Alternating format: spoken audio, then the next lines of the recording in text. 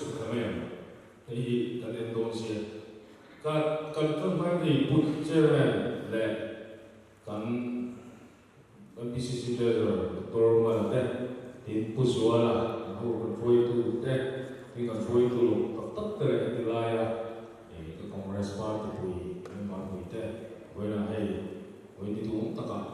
อินบ้ากันมานิเฟสโต้เนี่ยช่วยที่ตัวเรากันที่ตลอดมากันโชว์ตัวนั้นเราช่วยตรงข้ายเวลาเย็นปังไม้มีจิ้มจังปังไม้ตักข้ายปกติกันตัวให้เราที่โพหินที่นั่นเรื่องเจ้าของจวนช่วยที่ตัวที่โพข้านเราอยู่กันอีกก็ช่วยไว้กันมาฮิลาเต็มที่ปกันเราช่วยแต่กันช่วยก็มาเวลาเย็นอูแมนมิจฉาไม่สนดีละค่ะอันนั้นส่วนของเบก้าก็สว่าอินเดียมิโซไม่บอกอินเดียกันไงอยู่นั่นข้าแค่หันส่วนกันว่าอูแมนมิจฉาไม่สนดีกันที่สังกัดสังคมสมัยก่อนค่ะรัฐบาลที่หุ่นลายพาร์ลิเมนต์ปุ่นตัวนี้คอนเกรสมาหาจุดอเมริการัฐบาลที่ด้วยกัน local body election ที่ให้ดูนะปัญญากันที่แต่ VC LC ที่ผมว่าที่เราจะส่งผู้เรียนกันทำสิ่งต่างๆอเมริกาMP ให้ผู้ยิมันอยู่สถิติการเนี่ย32% สิเขาเดี๋ยวเสร็จเดียร์30ประเทศค่ะคอนเกรสเขาทู Prime Minister มันคนสิ่งคุณรายการพูดลูเลยใครเต้นกันใครโดนเนี่ยเกี่ยวกับเดียร์ละวัน30ประเทศค่ะพูดลูเลยเนี่ยคุณ30สองมาค่ะรัสเซียสบาพาสต้ารัสเซียสบาพาสต้าอเมริกาจุกติลายกันโลกสบาค่ะ50โลกสบาเนี่ยอัตรามาต่อตาเราเนี่ยชื่นชมเธอด้วยต่อตาดีสิที่สุดก็เนี่ยชื่นชมกันเยอะเลยว่าดูนะ Parliament Special Session อีกขั้นตอนว่าอย่าตีง่ายเลยเดี๋ยวโถมันเนี่ยค่ะนี่ส่งประเด็นตรงนี้ส่งที่ผู้มีการก็เฮลเมนจะได้ส่งที่อารมณ์กันพูดได้องค์เสียจนไม่เสียที่จังการนาตามันกูที่ตัดจงจงคอนเกรสถ้าการเทศดูแล้วดูแล้วอุ้งเป็นจะได้ส่งที่ลงที่เนี่ยกับผู้นี้เสียอันนี้ก็ตัดการจวนอันเจนภาษาตัวจุดคอนเกรส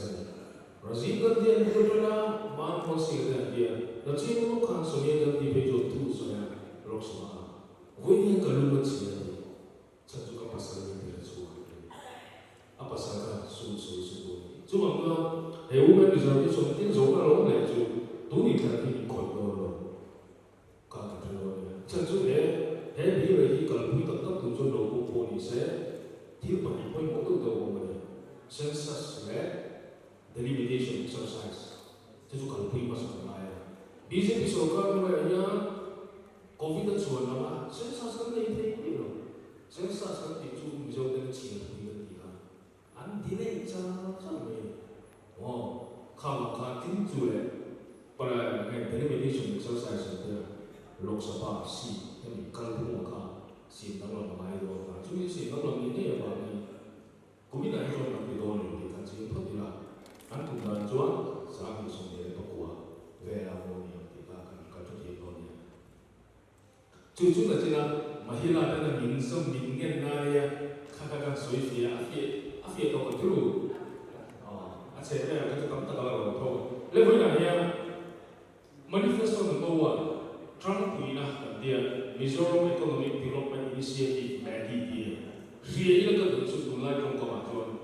entrepreneurship กันที่จะเรียนรู้ entrepreneurship ที่มิโซรัมก็สวยเกียรติแล้วผมจุดทรัมป์คุยเนี่ยดูแลจนไอ้ตรงนั้นก็หันมองไปละทรัมป์คุยนะที่มาเนี่ยเขาเวลาจะสตาร์ทอัพเต็มที่รู้สตาร์ทอัพเต็มที่entrepreneur เต็มที่ส่งให้อันนี้ก็ตั้งแต่มิโซริอัดคุยอวดกันเลยมิโซริอัดคุยอวดอะไรอย่างจุดทรัมป์คุยเลยจุดการแข่งกันเนี่ยจุดว่าทรัมป์คุยในตรงกับมวยอยู่ตัวเนี่ย entrepreneurship ที่ก็ช่วยตัวเนี่ยทรัมป์คุยนะอีกอันเดียวเราต้องใช้ถ้าพวกไม่พอใน Tapi tất nhiên đây là hồ này là sự hồ này lên next.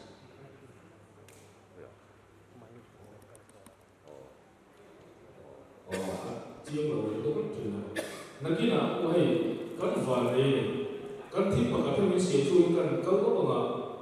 Tụi này là hiện AICC hồ ăn lẩu cái này, AICC hồ ăn lẩu cái này nó sắp có mấy meeting cái này giúp mày cái công ty này chỉ nó giúp mình cái lẩu làm à?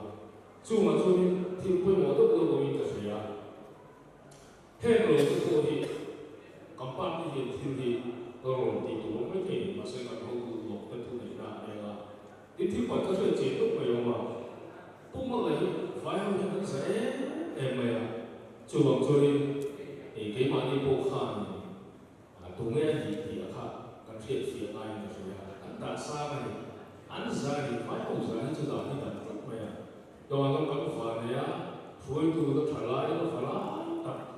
sắp bốc xí cái này đi cái India bây giờ phản này cái gì trong buổi này tụi chơi này trong buổi này tụi chú Asia nó này đua chẳng là hết đấy ôn chú kinh nhiều cái gì cả sắp tới cái số này nó chẳng là hết đi chẳng đi lại chẳng là hết đấy chú mấy con nhiều chú của chúng ta Asia nó nghe về xiêm đấy công cụ bộ training về trần quy ngay cái trần quy hết asa có những suy cho afi để rồi như là mình mà xem ví dụ cần thì thấy ai phải hiện tại nó có gì rồi tiếng su mấy su gì rồi thì cái gì quý thì của vấn đề gì chứ trần là về thì đầu tiên là trần quy chia điều chứ mà nó trần là về thì đầu tiên thì cái su này của mày tiếng cắn tung vào cái chỗ lộ tiếng tung vào trần là về lộ tiếng thầy ta là trần quy thì ai trong công ngồi thật sự tầm mong vì khi nhìn đầu được thì cho người hiểu cho nó chú của Phật ra thật sự tầm mong cái nhìn đầu được thì là trắng quy này chú chú ăn tụi mày thì ta thật sự là sai áp bản ý là chú ăn trắng quy là trần quy lộ thì thế để cho con một ta là chú và khát ai vào trong máy này là gì mà ai đi xuống đây cũng mà trần là đây ngồi na thọc tu te trần quy na an mà một là asylin chế nuôi tê quan chu chi thì đâu nhỉ chế nuôi tê cái gì đâu chế nuôi tê thì cái quan là nó đâu đây nhỉ anh suy cho đúng không lo cho suy kiếm có cả đủ rồi à mà rồi chú có đấy chứ là cái tiếng này cái chuyện là phôi tu cái lộ thật đất đâu xí mì bằng ai vậy vọng pha được xem xe là cái gì vọng pha được xem xe rồi thì quy tắc các nuôi khát lách ăn nhiều hết thì là anh cho mình anh để nó sắp không cái này anh ít cái cái rồi cũng mà lấy cái ai xin xin cái này có ăn quay ta tập quay xuống đấy nó soi to mình cái này ta bao cho mình cần quý thế gì thì anh không phải cái đồ cũng hot rồi các bạn sẽ thấy cái chuyện tổ cần chuyện tổ cần quý thế đồ thì cũng là sự tìm mai rồi thì ông mình đi lại là phải về là cái đó for example là đồ xiêm tu xung quanh tu rắn phu tu cái này rất là sôi động huân này tu smart farming cái là hàng nó sôi động này thì cho cái này đúng không competitive là tu ta con sản xuất competitive là tu đi cái sôi động vào đó mà nên Japanese embassy cho mình bị bắt đầu một cái bahwa mereka jual cũng là đơn mang lưu vào bên bằng vice president lúc lâu người chủ mô ra ở bộ mà cái bằng cổ lưu là mình đi chơi là chú ba chú Japanese embassy nó có một tăng một cái này soi cái này chú Japan là không ai tất nhiên trong một mùa là chú ta chú Japan là cái là India sắp kia đi rồi nhưng mọi người thấy India sắp kia hiếm lộ con đồ 그 거기 소금 딱 잘라야 된다가 힘으로 먹으라고 하는 거 회의가 누구로 어디 안 힘은 얘네 지금 저번에 선거시를 일어나야 인맥보고를 뭐 중성 수마 트레이닝 듣고 주는 것이 수모가 나가는 가는 데로 이제 아 thu soi su o su at chu mi sa lu BBC ya ya no ko Japanese drama ke ko na ya population shrinking and population na ya sa ta ba ma ma na thok tu tra khan no mo ni chu mo na sa ti de ka ti si chu lo ki ni company na tu ka ti ya thui ta kha a o ma ya in company ta mi la o ya ne ti la ya ro ka set up ka ti fu tu ma ang ni lo ka ka tu ti tu yo ma ni ga mi che tu yo la ka tin thiệp nó đi đầy đủ hay cần tỉ tên tin tin chuột tung phim phim tên chưa biết là cho cô này đồ này trắng quý là đồ khen đồ thì lỗ suy của lỗ có mấy tất cả lệ anh ấy đâu rồi này tin này mình quý một người cho hay chút thiếu thì cái gì ngô cooperative federalism cần cái bài gì thì rồi for example là khi tin chuột tôi bắt đầu nghe cái một người cho về công năng thì cái gì anh có còn đào cái tùy là mà tùy đá tùy sẽ thằng số ôm á anh tiệm chỉ dùng vậy bây giờ sẽ cái gì gì này hay bị cả cái cái chỗ micromanagement là kia hay là cắn thì quy định của đấy là bạn thì bạn tổng được cho nên chỉ là cái sự là thì đi trộm thì chỉ là thì tấm là đâu mà này tin là thằng tu theo một sắc phong sĩ mà nó lại thiếu thằng số theo sông do thủ đô tuổi phù lệ tha là một công cầu thể nó phải công tra mình sống với người ta mà một bé ni cái gì thì chỉ là phải cần cái giờ là cũng là phải là sống rồi à suy chứ sống đông liền này à vài hôm này qua international company sẽ là những bé của mình là nó chỉ là cái là tôi suy cái này khác với đi rồi in công bây giờ cái gì cái cho con so economic indicator number one so good role kung kui try at ang kan fe kung te Philippines so video ani dula kan kay maki ro ang thoni mo kung ya sia te kung kui try yo ti te ina min ve la nge ko le zete zula kan te ba mani ama sa ai ne fa mi ko kung in kan ko try ni pa pilu 就做好神的明天，就为公传的当中所谓阿弟提你，阿弟提你一个经的人，一辈子的弟提你看，哦 ，next， 对了，你老太老了，哎，那所以哎说那你老了，你没听那你别了，哎说那些等等，那很多的那些，那很多的你等等说，忙到为止。 ai số là thằng ai số mà tổng ăn lâu chút mình lâu chút lâu tổng ăn về thì chú hay bị chế về là buồn để cái gì đấy ô muốn cái là cái tiếng là rong này à lỗ tí cả lâu tổng lúc đó ta cho soi để chú chú mình lâu cũng vậy tùy là nó trả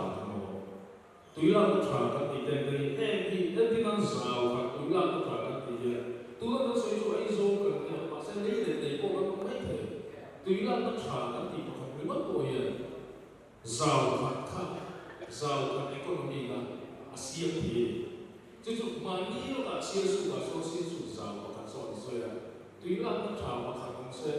số tiền này production là số ăn liền thì cũng được chứ số tiền này giàu này là cái gì ta hiện dùng những cái chỗ cần phải thiయం thì ta thì các sự kiện này anh em因为我们是内做个台积电，啊，为么好咩 transportation 的 marketing 嚟咧，咁你都提lên台體嚟都知道，我那本嚟嘅事咪樣啲，嘿媽，三個上都不嚟講緊啲嘢，咪 professor 啦，我係做大啲嘅電子嘅公司嚟嘅啲 ，for example 啦，物派啊，專係做到大些 concentrate 乜嘢啦，哦。 看电影机啊，后面跟铁中对吧？安迪安马尼美国 CP 了，古巴是巴罗尼大山推张了，东欧有对社会，连对整排了马格马路对对了，神经把这图，晒过了来啦。啊，我问你，嗰時個推出 example 嗰個大咩嘢嚟嘅鐵條？幾萬啲嘢係乜嘢？I saw 嗰啲啊 urban 嗰啲啊 ，I saw 啦，啲裝到緊啲嘢嘅啲啊，把啲乜嘢推出嚟嘅 identify 咩？ที่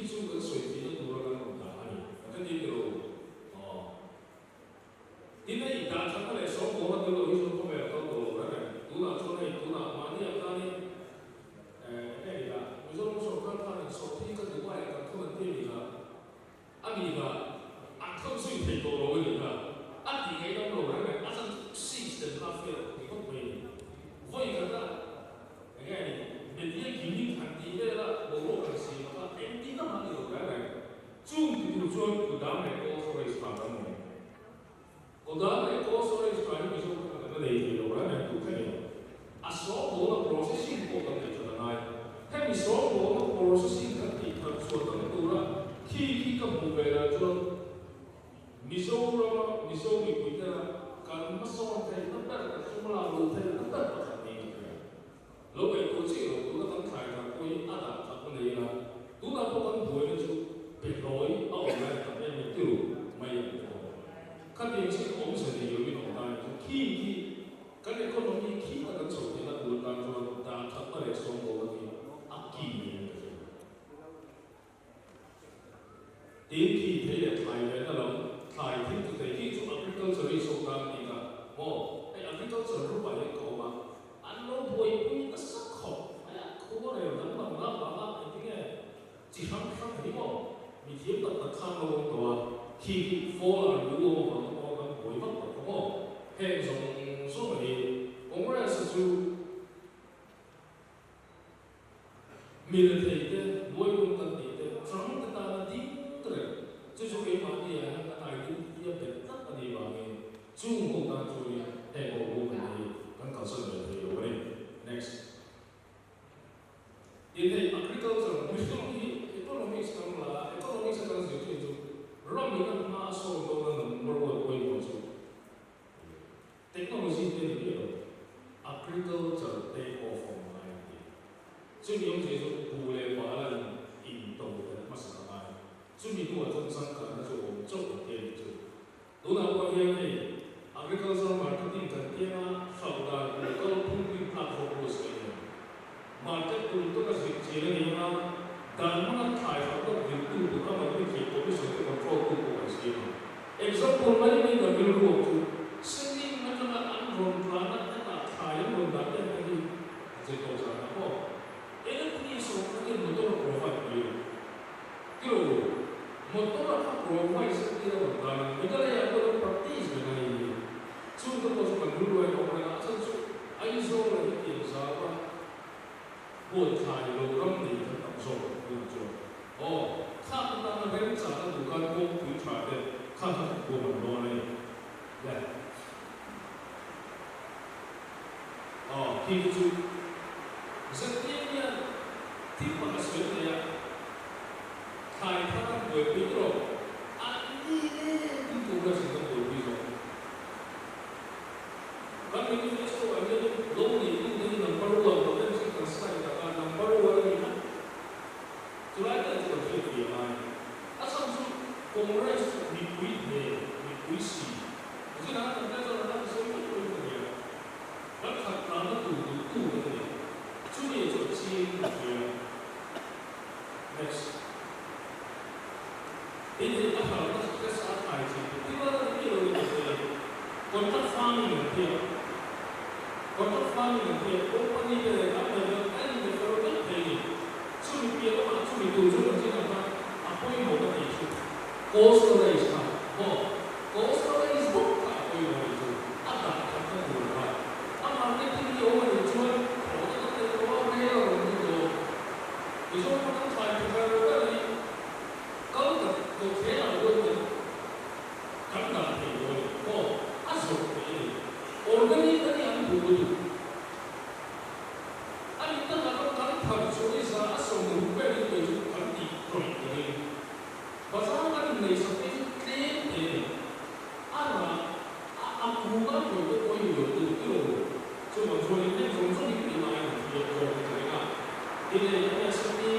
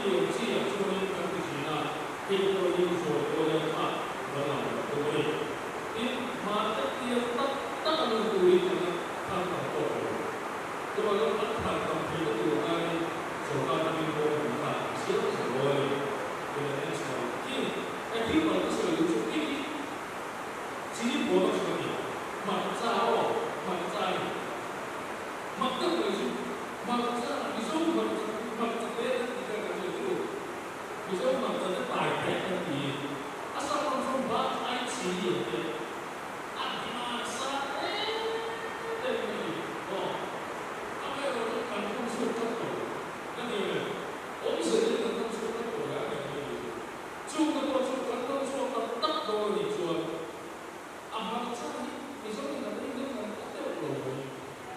phải không có cần nắp được là số mà dày rồi phải không rồi số quý mà cho nên bằng xa rồi bây giờ cái loại mà bằng xa này cần thiết đấy cái nghe bằng xa là như vậy không cần cái nghe bằng xa thì lại mà bằng cách gì vậy cần bằng xa thì cố đi thôi next up Chung Chung Chung cần quy tụ chuan đa sĩ lại cái Agriculture Produce Marketing Committee and Controversy cần bị tệ anh dùng số mà hiện ví dụ rằng mình làm đùa lại là thông tu tên là sự kiện tu đã cái gì cái also là cái tu là gì mà ta thì also cái gì tu tu rồi also cái gì tu tu rồi chú chú cũng vậy này để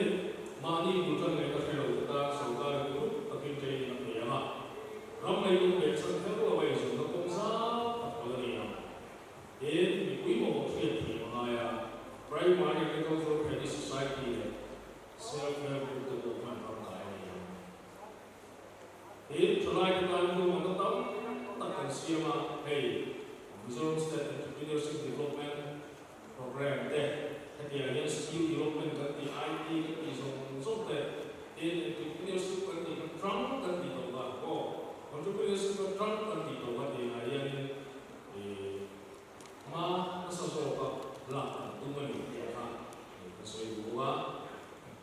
next di chú cần tổ chức này society hay chỉ trong cần bảo đảm này ăn sạch thế áo sạch thế America ta tốt nghiệp số bao nhiêu tiền rồi cần gì là như mình bán đôi đi riu lại thật sự là hoa sạch này các bạn à toàn bộ là về thầy rồi các bạn thấy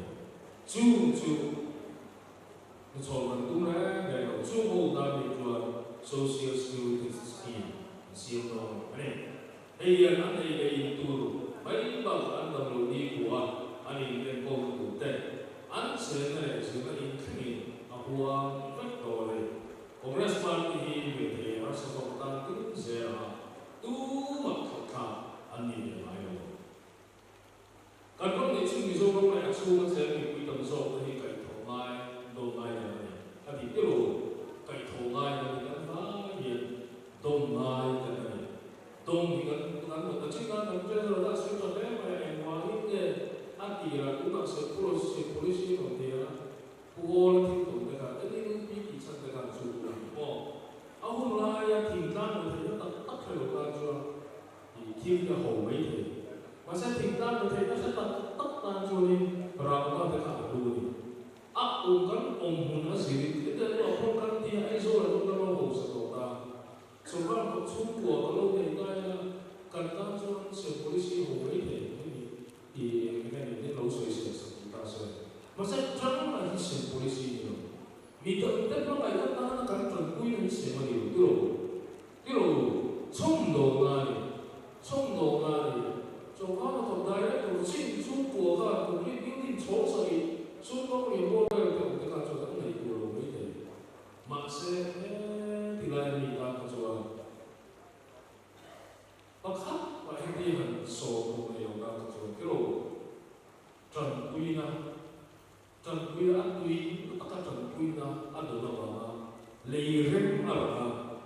kín lệ đầu tiên là quy phần nào cái này cũng tất cả sẽ thế tụ pe cái số khá là cái tụ này cái gì trong số đó mình phải chịu được. Chú ở cái cần gì mà hiện tại mà tắc thầu riêng tắc mà rồi sự mà đi đi chỗ thì nó nói chú cần tỷ tụ số khác thì đã tỷ mà một người vậy chú ở cái trong cái